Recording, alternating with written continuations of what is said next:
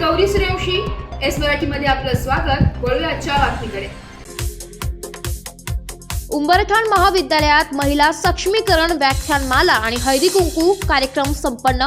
डांग सेवा मंडळाचे कला व वाणिज्य महाविद्यालय उंबरठण येथे आजीवन अध्ययन आणि ज्ञान विस्तार तसेच विद्यार्थिनी विकास मंच अंतर्गत हळदी कुंकू आणि महिला सक्षमीकरण व्याख्यानमाला आयोजित करण्यात आली।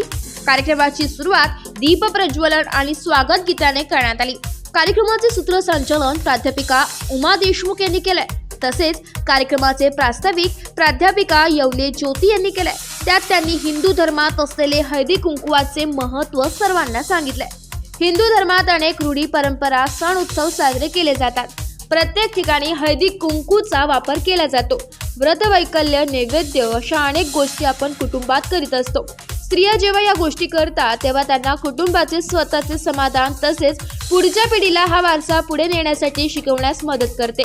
स्त्री ही कुटुंबातील आणि बाहेरील सर्व काही पाहते तरी तिला मानाचे स्थान दिले जात नाही। नेहमीच तिला ही डावलले जाते।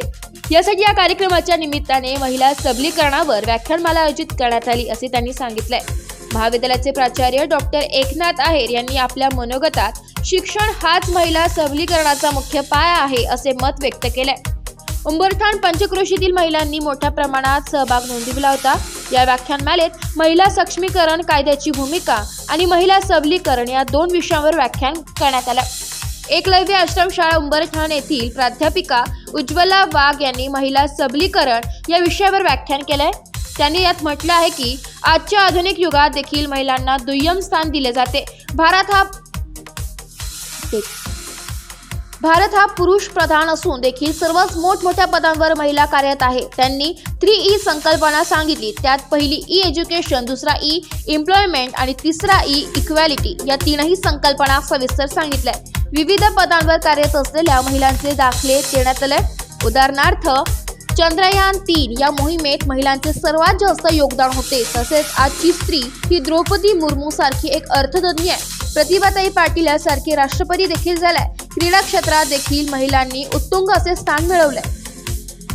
डांग सेवा मंडळ संस्थेचे अध्यक्षा माननीय श्रीमती हेमलताताई बिडकर ह्या देखील डांग सेवा मंडळ ही संस्था एक स्त्री असून देखील सक्षमपणे चालवित आहे। अशा कर्तृत्ववान स्त्रियांना आम्ही मानाचा मुजरा करतो।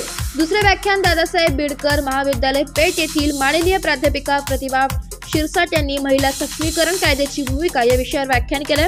यांनी रामायण काळातील स्त्रिया देखील सक्षम होत्या।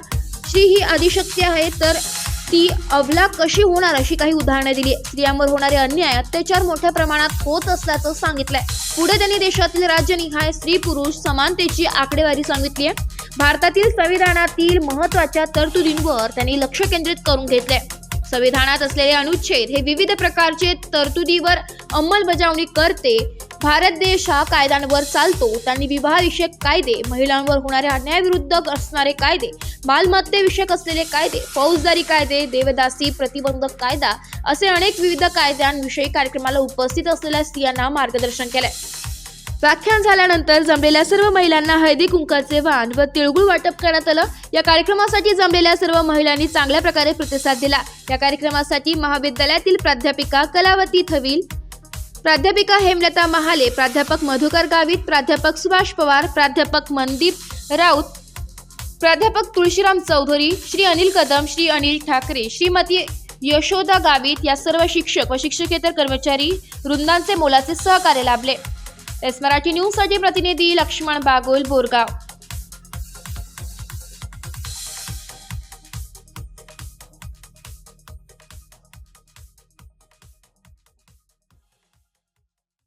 अशाच नवीन ताज्या घडामोडी जाणून घेण्यासाठी आमच्या एस मराठी न्यूज चॅनलला लाईक करा, शेअर करा, सबस्क्राईब करा आणि बेल आयकॉनला क्लिक करायला विसरू नका।